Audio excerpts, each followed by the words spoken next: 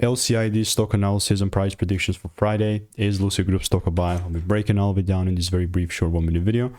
Looking at Lucid, genuinely looking to take it further. I'm open-minded for further taking things down, right? Like, I'm not gonna immediately sell deal. All I'm gonna stick to is my edge that I've refined over 43,000 videos. Like, no one else has a track record of 43,000 videos like these. I do. It's all on my YouTube channel. Check it out. And I just want you to kind of have clarity here. The only thing that I care about is whether the price breaks above or below this red square. Because it's not going to be in between forever. One is going to give, and whatever it gives is how I take and deliver things lower or higher.